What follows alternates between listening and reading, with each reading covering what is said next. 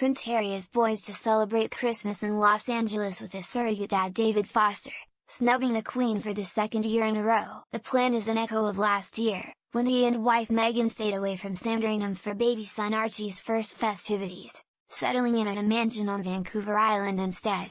Canadian record producer Foster, 70, a year younger than real dad Prince Charles, has been helping the royals build their new life away from the UK.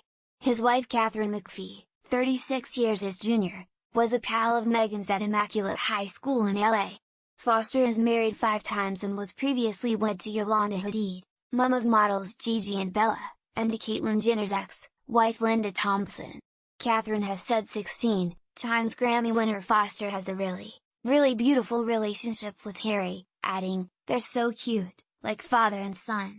The source said, Meghan very much wants to host the first Christmas at their new home with her mom. She's really excited and is planning on doing all the traditions she grew up with as a child, including the cooking.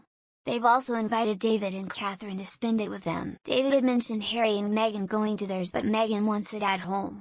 They want to get on with their new lives. Christmas with Harry's family is not in the plan.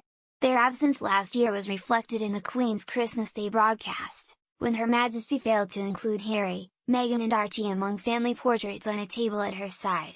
Months earlier, the couple had declined an invitation from the Queen to join her at Balmoral in the Highlands. And news that they will repeat the snub this Christmas comes as the Duke faced fresh, damning claims over his rift with brother William in a new book. Royal biographer Robert Lacey writes in Battle of Brothers that the bond between Princess Diana's sons was shattered by the way the Sussexes went about breaking away from the palace.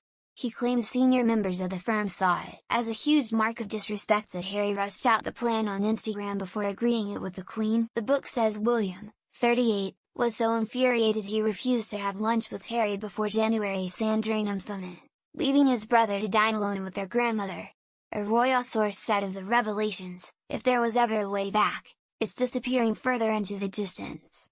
Insiders say Harry, 36, has told Prince Charles it is more than likely he and Meghan, 39, will spend the festivities at their mansion in the Santa Barbara suburb of Montecito, due to COVID-19 restrictions. And pals claim the Duke's relationship with Foster is now more important than ever as he settles across the Atlantic. Sources believe the former record boss could be key to Harry's Hollywood ambitions after he played a key role in the couple's £112 million Netflix deal. A royal source told the Sunday Mirror, "Once again this is a most unwelcome distraction with Harry and Meghan at its heart. The divisions they have caused are still being felt at the heart of the family.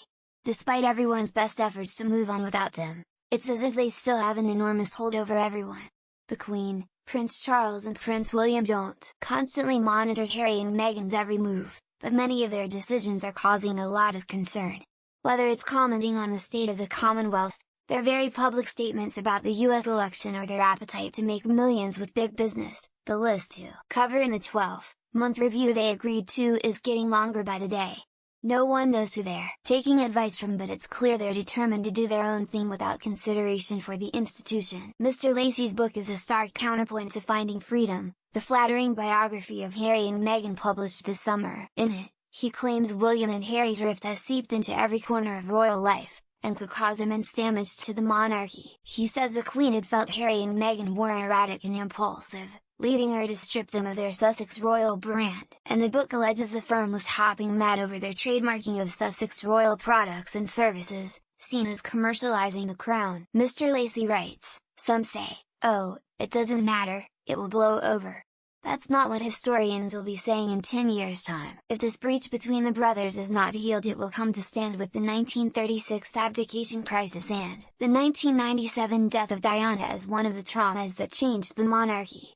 As the rift deepens, insiders say Harry has grown ever closer to record producer Foster. Foster, who has worked with Elton John, Celine Dion, and Whitney Houston, helped as Harry and Meghan settle into a rented mansion in Vancouver when they quit the UK in January, and he is said to have encouraged the couple to work with Netflix, introducing them to an executive at the streaming giant. His own documentary, David Foster, Off the Record, aired on the service last year. It was also Foster who arranged their stay on Vancouver Island, at a mansion understood to have been lent by his friend Frank Giustra, 62, a Canadian mining magnate. Foster said, "At the time, I felt honored that I was able to help. They're young, modern family. Sure they want to balance their commitment to the crown and be a 2020 family. Harry's spokesman did not respond to a request for comment about the couple's Christmas plans.